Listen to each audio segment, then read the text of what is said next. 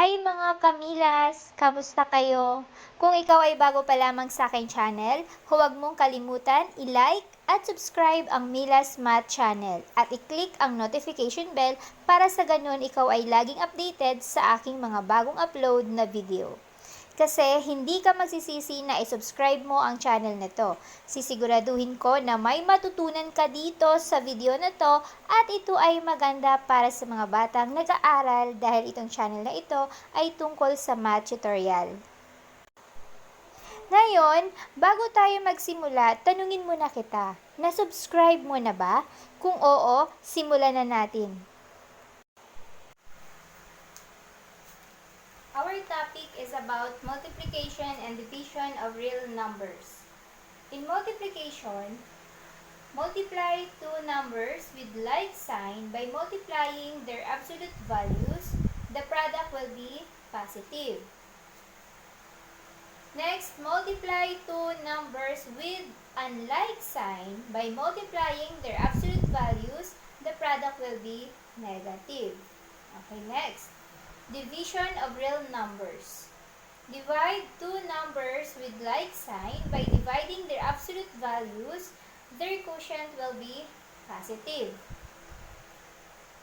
Next, divide two numbers with unlike sign by dividing their absolute values. Their quotient will be negative. Okay, so ngayon magbibigay ako ng example. So after ko magbigay ng example, meron kayong sasagutan. Syempre, i-test natin yung sarili natin kung naintindihan ba ninyo yung tinuturo ko. Okay? So, kumuha kayo ng papel at ballpen. Okay, number 1, positive times positive. The answer is positive.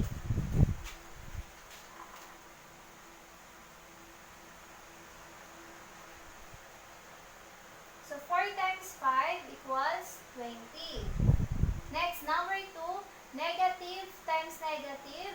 Same sign sila, so therefore, positive. Negative 3 times negative 10, positive 30. Next, number 3, negative times positive. Since unlike sign, so therefore, will be negative. So, negative 5 times 10, negative 50.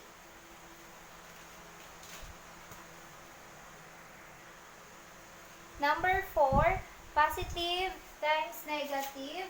Since unlike sign, so therefore, the answer is negative.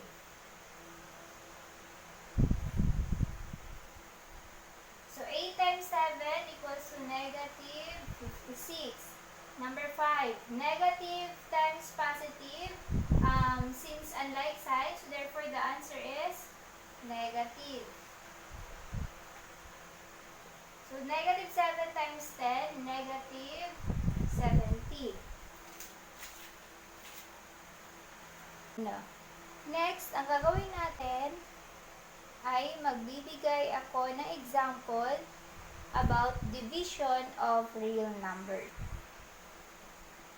Okay, number 1, positive divide positive. Since like sign, so therefore the answer will be positive.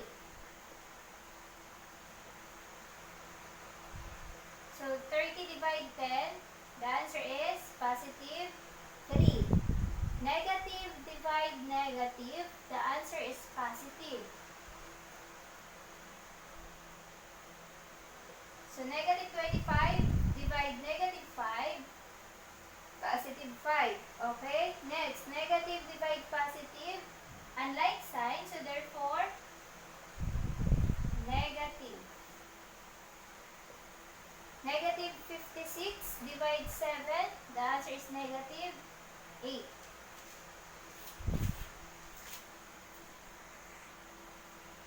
Number 4, positive divide negative, the answer is negative.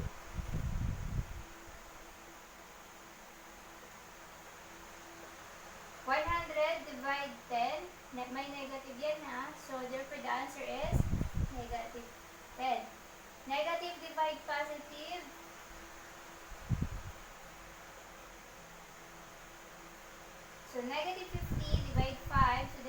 is negative 10. Okay, naiintindihan? So, ngayon, ang gagawin nyo, subukan yung sagutan yung multiplication and division. Ayan, try nyo yung sagutan yan. Multiplication and division.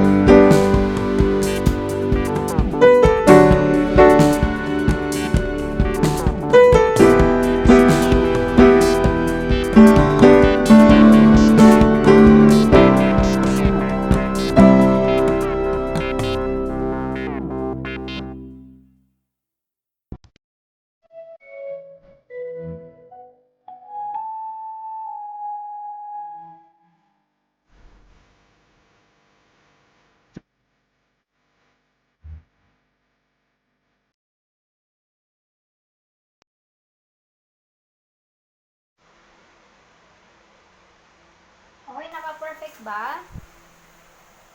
Tama ba lahat ng sagot nyo?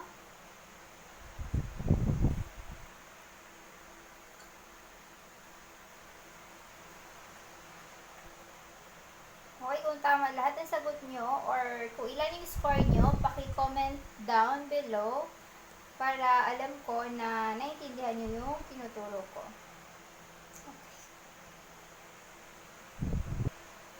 Okay, that's it. Hi mga Kamilas! Thank you so much for watching. If you like my videos, please subscribe, like, and share. And don't forget to click the notification bell so you don't miss any time I upload a new video. See you for the next video. Bye!